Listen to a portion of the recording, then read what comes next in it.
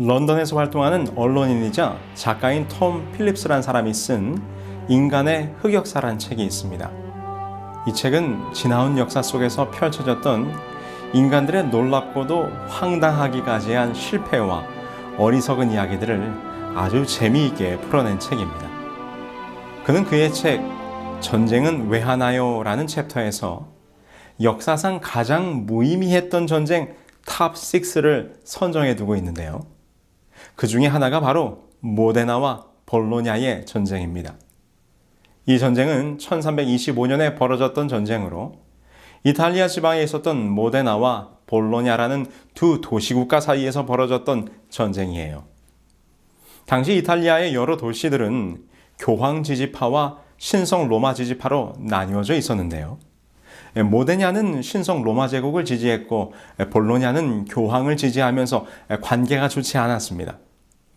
그러다가 드디어 이 두 도시 간에 커다란 전쟁이 시작되었습니다. 도시국가라고 해서 그 전쟁의 규모가 적었던 것도 아닙니다. 볼로냐는 2,000명의 기병과 3만 명의 보병을 이끌고 모데나를 공격합니다. 이에 비해 모데나는 좀 세력이 약해서 기병과 보병을 합한 수가 7,000명 정도였습니다. 그러나 도시국가 간의 전쟁치고는 꽤나 큰 규모의 싸움이 벌어진 것이지요. 드디어 결전의 시간, 1325년 11월 15일 비장한 각오를 한 볼로냐의 군사들과 모데나의 군사들이 맞닥뜨렸습니다. 그날의 전투는 상당히 치열해서 역사의 기록에 보면 2,000명이 넘는 전사자들이 발생했다고 합니다. 그렇다면 이 싸움은 무엇 때문에 시작되었을까요? 이 싸움의 발단이 되었던 이유는 바로 이것입니다. 이 사진 속에 있는 것이 무엇일까요? 네, 맞습니다. 우물에서 물을 깃는 물양동이입니다. 싸움이 시작된 사연은 이렇습니다. 어느 날 모데나의 군인들이 볼로냐의 성으로 몰래 잠입해 들어갔다가 도시 중앙에 있던 우물의 양동이를 훔쳐서 달아나게 됩니다. 그래서 볼로냐는 모데나를 향해서 훔쳐간 양동이를 당장 내놓으라고 요청하게 됩니다. 당연히 모데나는 이 요청을 거절했지요. 이에 자존심이 상한 볼로냐가 무려 3만 2천 명의 군사를 일으켜 싸움을 시작한 것입니다. 그런데 이 책에 보면 볼로냐는 모데나와의 싸움에서 패배합니다. 오히려 모데나의 군사들이 볼로냐 성안까지 쳐들어와 우물에 있던 양동이를 하나 더 훔쳐가게 되었다고 합니다. 그래서 이름하여 이 전쟁이 양동이 전쟁이라고 불리고 있습니다. 그리고 모데나군이 훔친 이 양동이는 아직까지 이렇게 모데나시의 시청에 보관되어지고 있다고 합니다. 양동이 전쟁. 사실 발단이 무엇이 되었던 싸움에는 그 이유가 있을 것입니다. 그것이 작은 말 한마디와 같이 사소한 것일 수도 있고 재산의 피해나 인명이 죽게 되었던 심각한 이유일 수도 있을 것입니다. 그런데 성경에 보면 한 무서운 전쟁에 대한 기록과 예언이 담겨져 있습니다. 어떤 전쟁일까요? 아니, 무엇에 관한 전쟁일까요? 우리 다 함께 요한계시록 12장 7절로 9절에 있는 말씀을 보겠습니다. 하늘에 전쟁이 있으니 미가엘과 그의 사자들이 용과 더불어 싸울세. 용과 그의 사자들도 싸우나 이기지 못하여 다시 하늘에서 그들이 있을 곳을 얻지 못한지라. 큰 용이 내쫓기니 옛뱀 곧 마귀라고도 하고 사탄이라고도 하며 온 천하를 꿰는 자라. 그가 땅으로 내쫓기니 그의 사자들도 그와 함께 내쫓기니라. 이 말씀에 보면 한 전쟁의 모습을 기록하고 있는데 이곳에는 전쟁의 장소와 그리고 전쟁을 치르는 싸움의 주체들이 기록되어 있습니다. 전쟁의 장소가 어디입니까? 하늘입니다. 그럼 이 싸움을 하고 있는 존재는 누구라고 설명합니까? 바로 미가엘과 용이 싸움을 하고 있습니다. 계시록은 바로 이곳에 기록된 용이란 존재가 누구인지에 대하여 설명을 해주고 있는데요.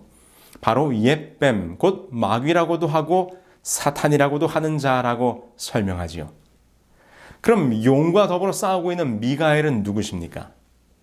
이는 여호수아에게 나타났던 여호와의 군대 장관이요 다니엘이 보았던 큰 군주이신 미가엘, 곧 예수님이십니다. 자, 우리는 이 장면만 보아도 이 싸움이 보통 싸움이 아니라는 것을 알게 됩니다. 하늘에서 벌어진 대군 미가엘과 그에 대적하여 일어난 사탄의 싸움. 그런데 이 싸움의 형국을 보니 사단이 미가엘에게 밀리는 형국입니다.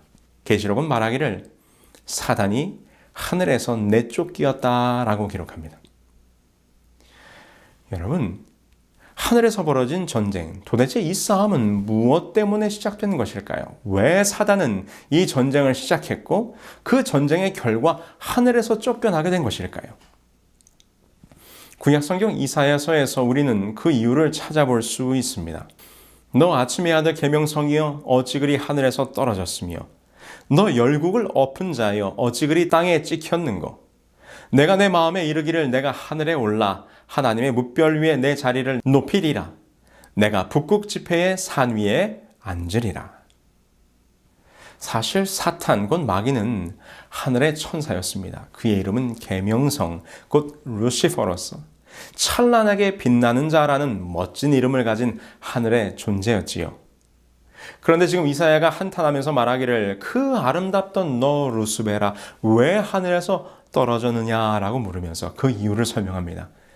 뭐라고 설명하고 있습니까? 내가 내 마음에 이르기를 내가 하늘에 올라 하늘의 뭇별 위에 내 자리를 높이리라. 그의 마음속에 기묘한 마음이 들기 시작했습니다. 내가 천사들의 장이요 내 모습이 이리 찬란한 존재인데 어찌 하나님만이 찬양과 경배를 받으시는가? 나도 내 자리를 높여 하나님의 자리까지 높아지리라. 루스벨의 마음속에 생겨난 이 악한 마음을 선지자 에스겔은 이렇게 표현했습니다. 내 모든 길에 완전하더니 마침내 내게서 불의가 드러났도다.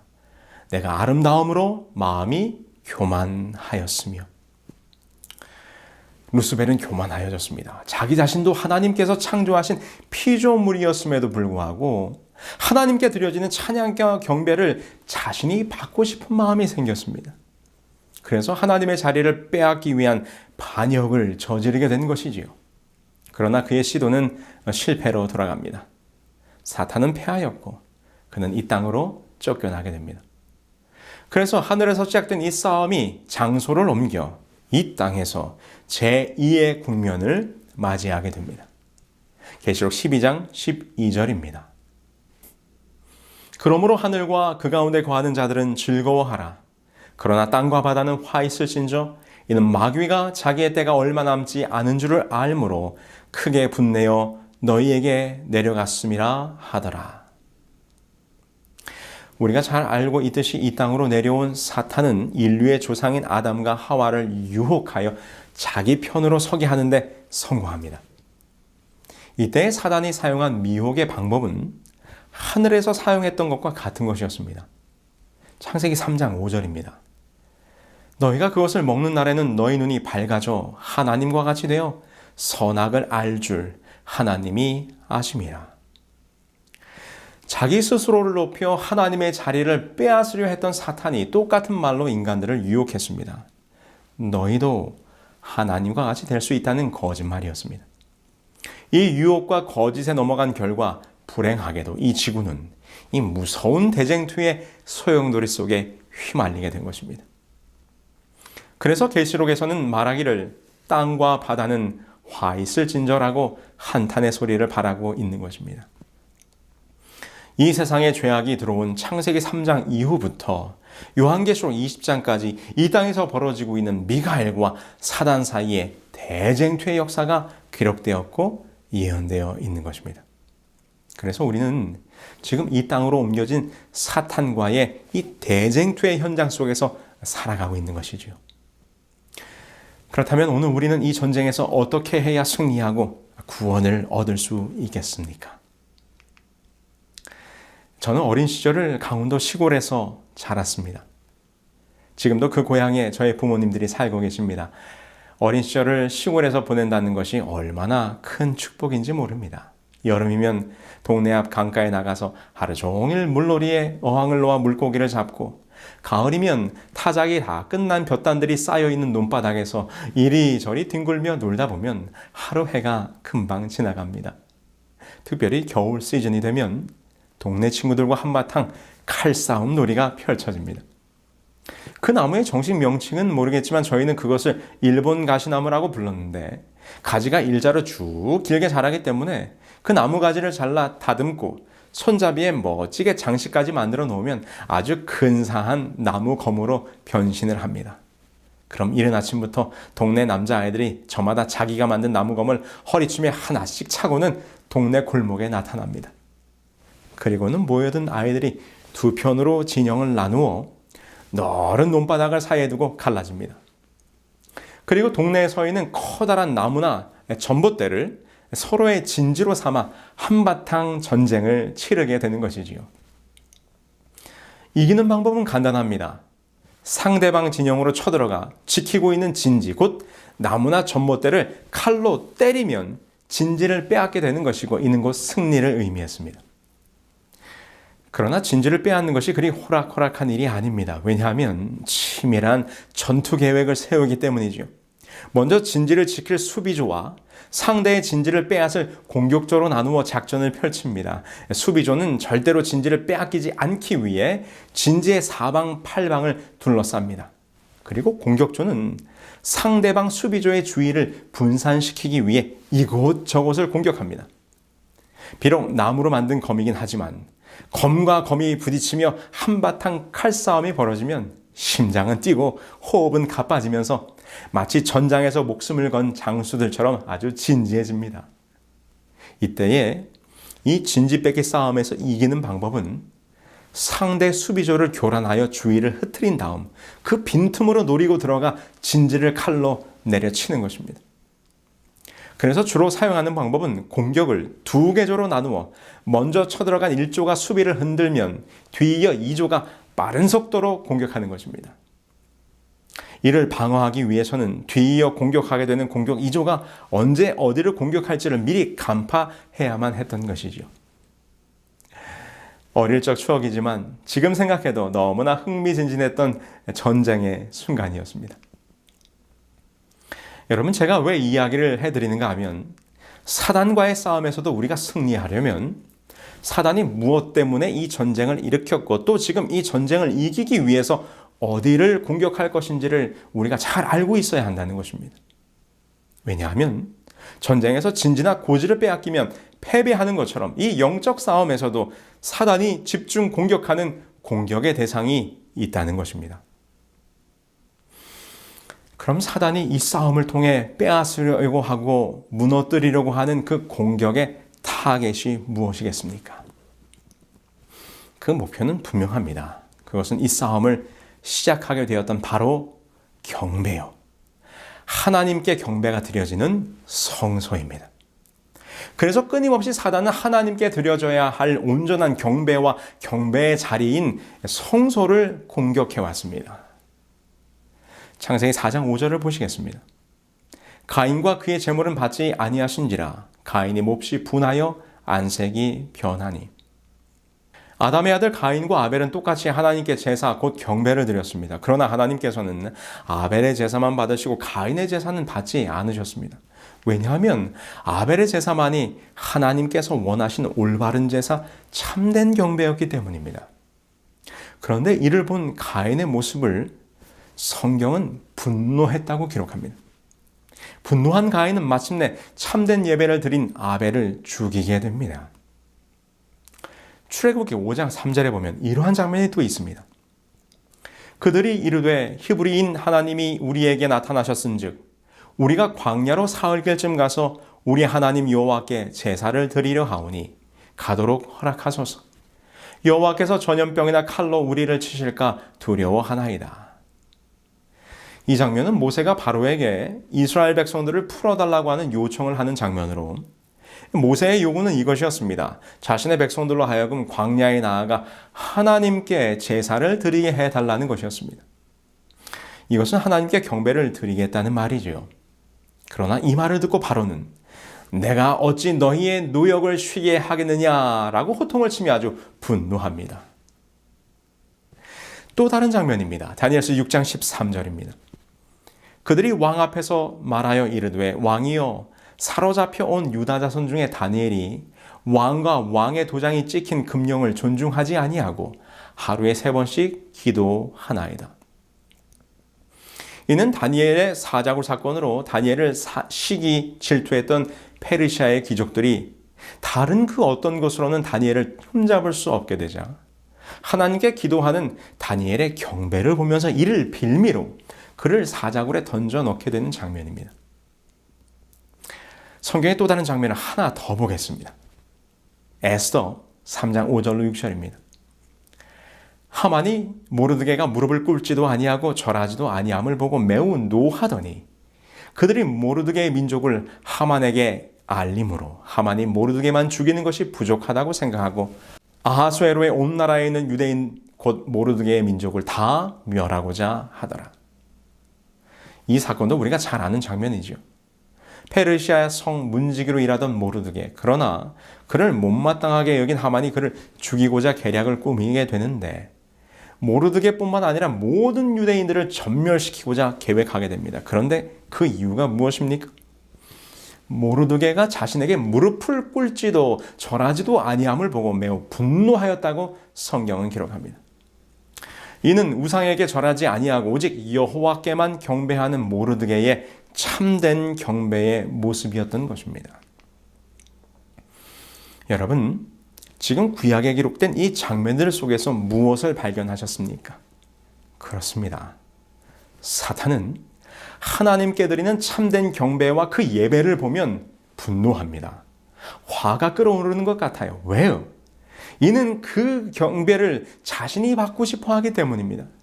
사단은 그저 분노하는 것에서 그치지 않고 하나님을 참되게 경배하는 백성들과 그 성소를 허물고자 합니다. 그래서 가인은 분노하여 아벨을 죽인 것입니다. 사단은 애굽의 바로를 충동질하여 하나님의 백성들을 죽이고자 하였습니다. 이는 태어나는 남자아이를 다 죽여 그 백성의 대를 끊으려고 했던 모습에서 볼 수 있습니다. 그러나 하나님께서는 모세를 택하여 하나님을 참되게 경배하는 당신의 백성을 인도해 내십니다. 그러자 이번에는 바벨론을 일으켜 당신의 백성들과 성소를 공격합니다. 다니엘 1장 2절이지요. 주께서 유다 왕 여호야김과 하나님의 전 그릇 얼마를 그의 손에 넘기심에 그가 그것을 가지고 신할 땅 자기 신들의 신전에 가져다가 그 신들의 보물 창고에 두었더라. 바벨론이 쳐들어와 하나님의 성전을 공격하고 약탈했다고 성경은 기록합니다. 그런데 흥미로운 것은 그들이 여호와의 성소에 있는 물건들을 약탈하여 자기들의 신전으로 가져갔다는 것입니다.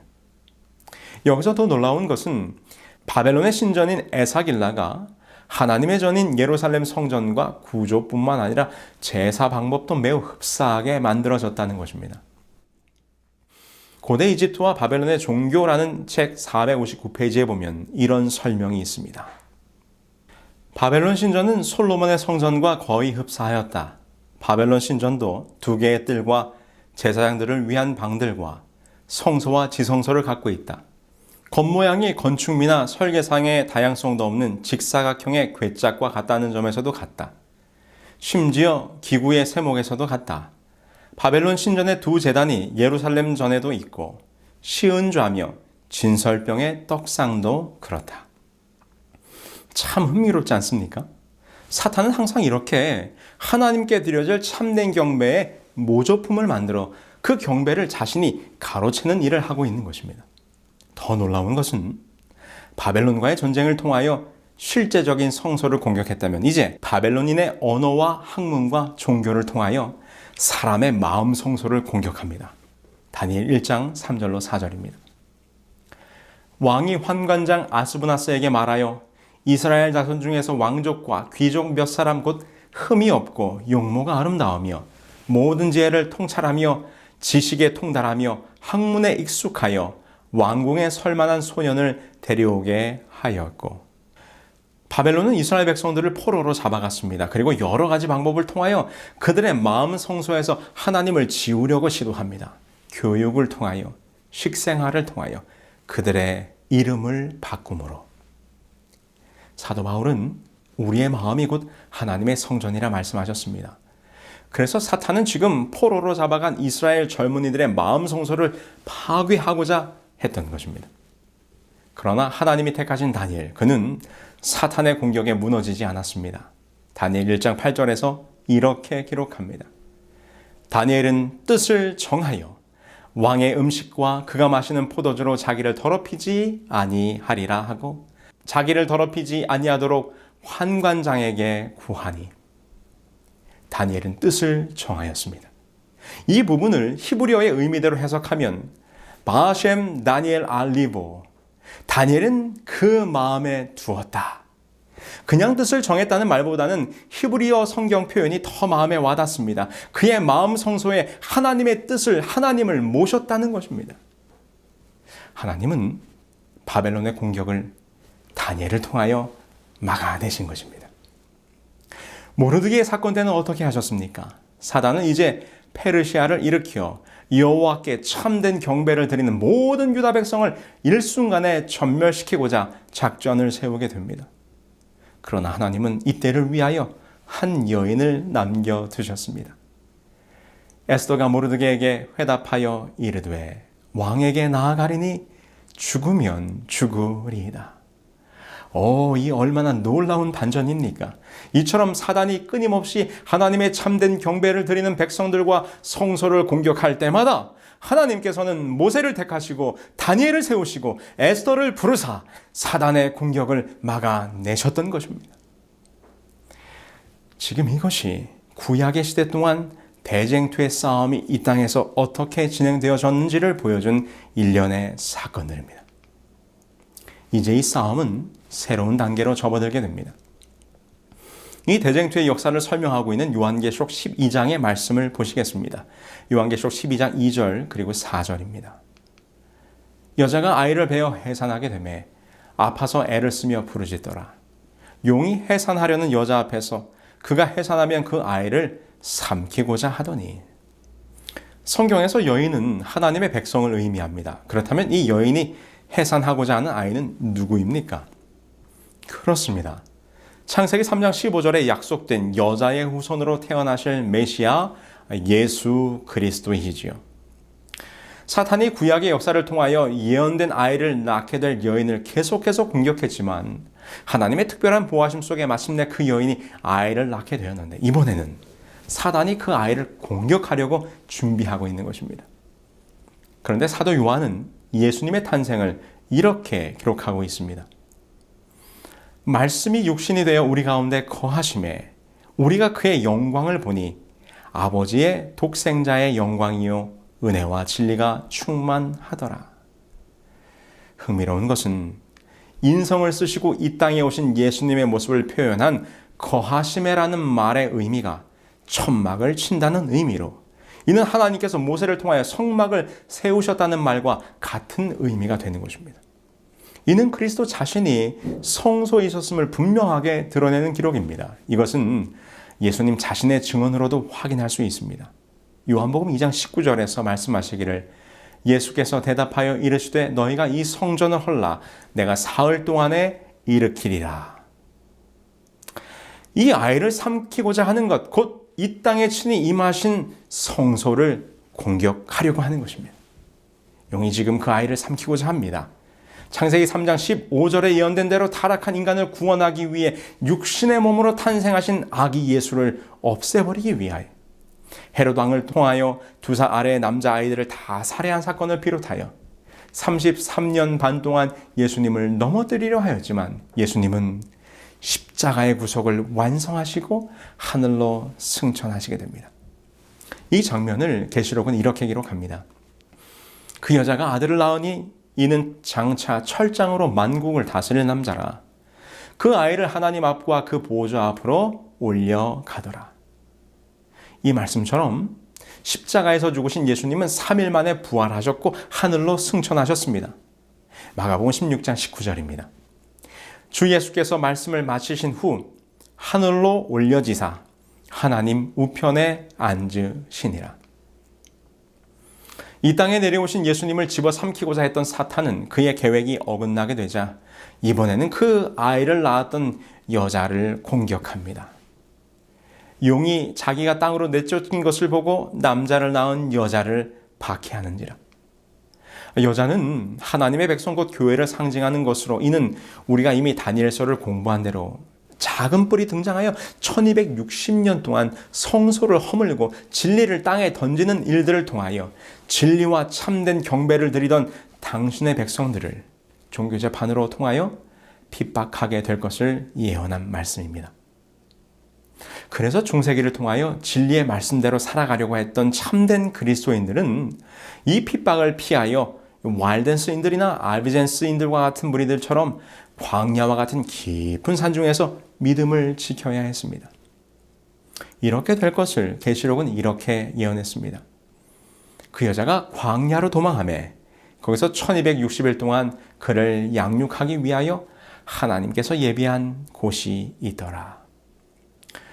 그러자 이번에는 사탄이 그 입으로 물을 강같이 토하여 여자를 떠나려 가게 하려고 하였지만 땅이 여자를 도와 그 여인을 구하게 되는데, 이 장면은 용이 그리스도인들에 대한 핍박뿐만 아니라 온갖 거짓 교리를 범람하게 하여 진리와 참된 경배를 근절시키고자 하였지만, 진실된 그리스도인들이 땅으로 상징된 당시의 황무지와 같았던 북미 대륙으로 피하게 될 것을 예언한 것입니다. 이는 실제로 1620년 구교의 핍박을 피하여 신대륙으로 넘어와 신교의 나라를 세우게 된 역사로 성취되게 된 것입니다. 드디어 이 싸움은 마지막 국면으로 들어가게 됩니다. 대쟁투의 역사가 예언되어 있는 요한계시록 12장의 마지막 절은 이렇게 예언합니다. 용이 여자에게 분노하여 돌아가서 그 여자의 남은 자손 곧 하나님의 계명을 지키며 예수의 증거를 가진 자들과 더불어 싸우려고 바다 모래 위에 서 있더라. 이곳에 다시 한번 분노하는 용의 모습이 기록되어 있습니다. 왜 사단은 분노합니까? 오늘 우리가 쭉 살펴본 사단과의 싸움에서 사단이 분노할 때는 언제였습니까? 그렇습니다. 하나님께 드리는 참된 경배와 성소를 볼 때 사단은 분노했습니다. 그러므로 지금 이 싸움의 마지막에서 용이 분노하는 이유는 용과 대적하기 위해 서 있는 그 여자의 남은 자손이 하나님께 참된 경배를 드리는 백성들이기 때문입니다. 그런데 우리가 잘 살펴보아야 하는 것은 지금껏 사단은 여자를 공격했습니다. 핍박하고 강물로 쓸어버리려고 하기도 했었지요.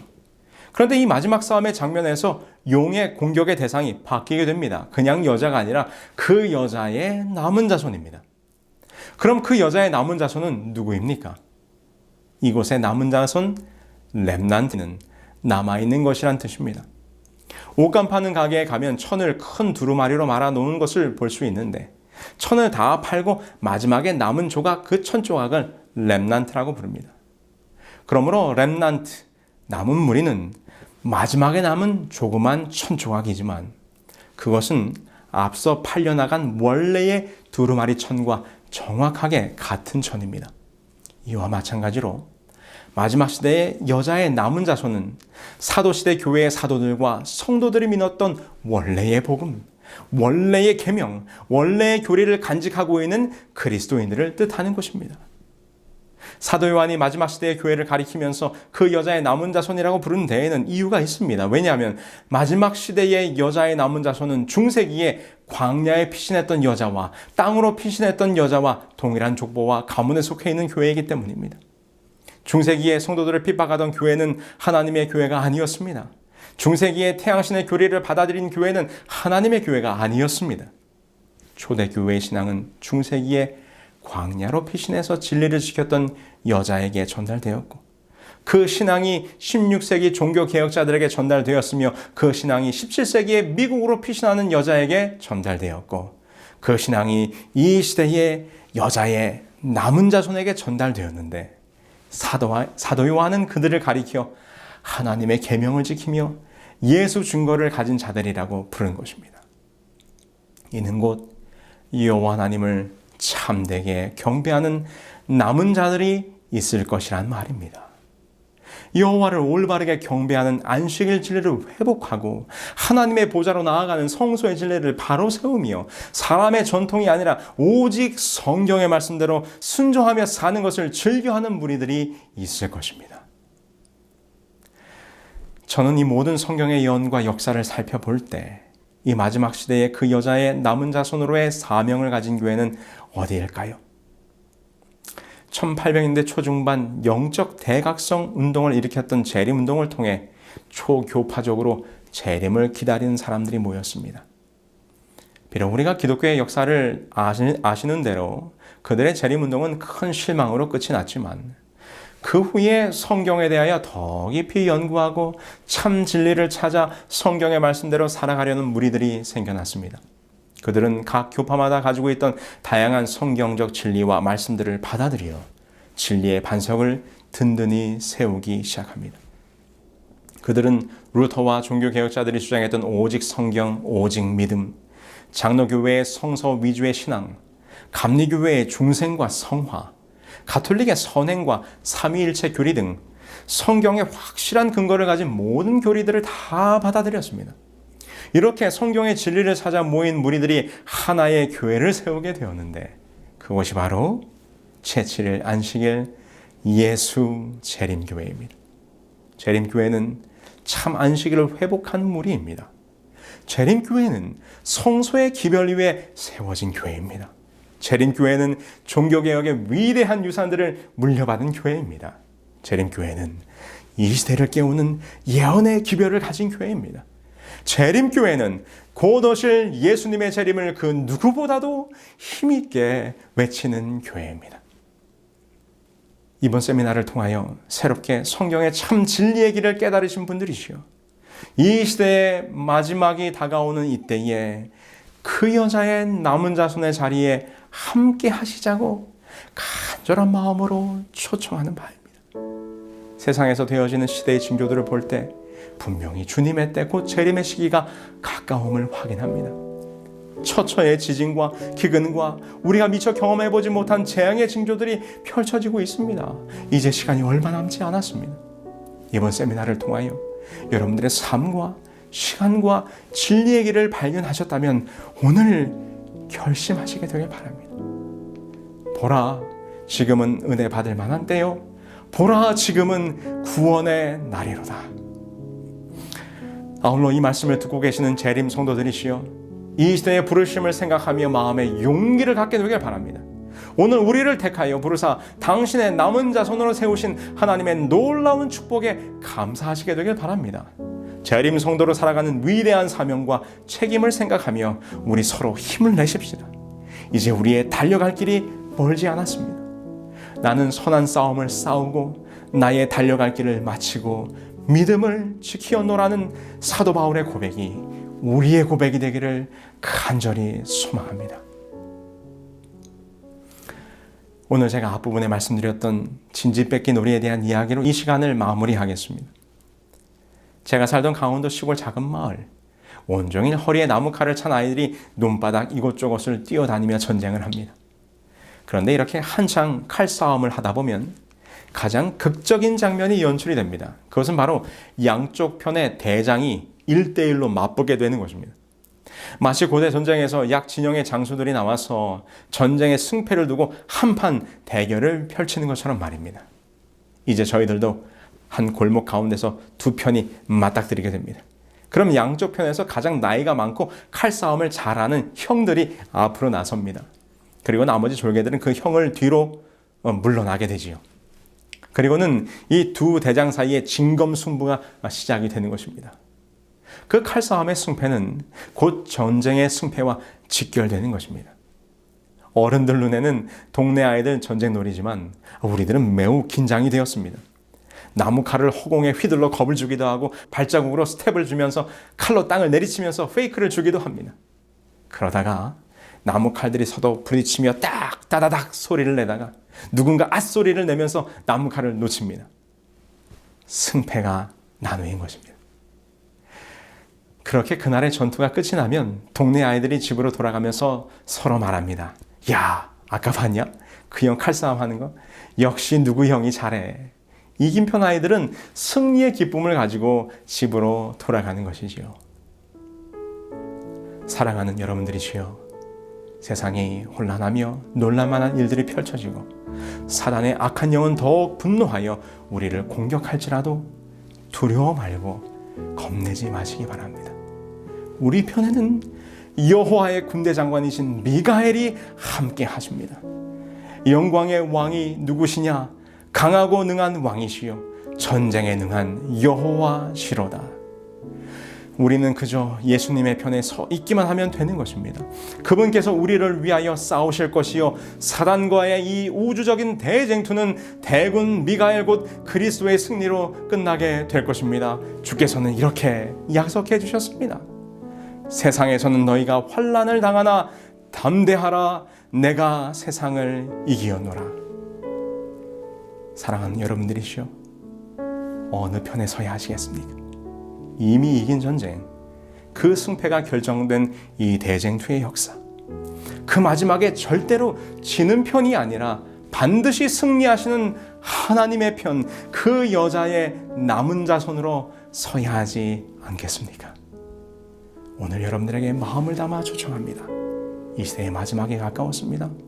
이 전쟁은 이제 막바지에 이르렀습니다. 이번 예언 세미나를 통하여 함께 하셨던 여러분들 모두가 참 진리의 교회, 그 여자 중에서도 하나님께서 택하신 남은 자손이 되기로 결심하시기를 간절히 소망합니다. 아울러 이 남은 교회의 일원으로 살아가고 계시는 성도들이시여, 이제 그 끝이 얼마 남지 않았습니다. 조금만 더 힘을 내시기 바랍니다. 지금 가족들이나 친구들 혹은 소그룹 멤버들과 함께 말씀을 같이 듣고 있으시다면 우리 그 형제 자매들의 손을 꽉 잡으시기 바랍니다. 그리고 서로에게 말씀해 주세요. 끝까지 힘을 냅시다. Finish strong. 주님 오시는 그날까지 이 진리의 교회와 함께 끝까지 견디심으로 우리의 삶과 신앙과 인생의 시간을 저 하늘을 향하여 고정하시게 되기를 간절히 소망합니다. 그래서 머지않아 이 대쟁투가 종결되는 그 순간 우리 모두 하나님의 편에서 이기는 자로 함께 서기를 바라면서 오늘 말씀을 마치겠습니다. 그들은 모두 주가 필요해. 모두 알게 되리 사랑의 주님.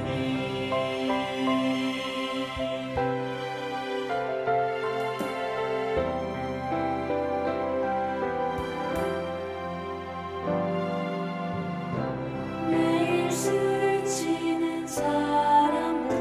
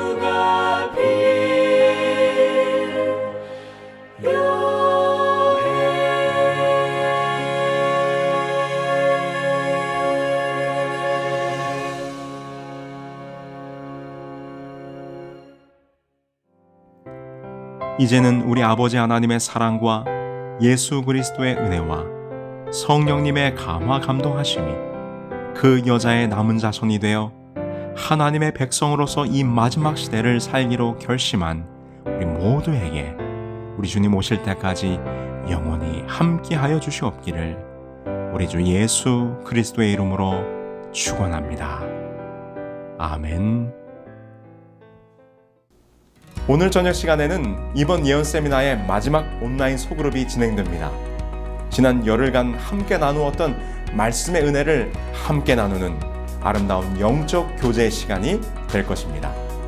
한 분도 빠짐없이 꼭 참여하셔서 이번 기록되었을 때 예언 세미나의 마지막 유종의 미를 거두시기 바랍니다. 감사합니다.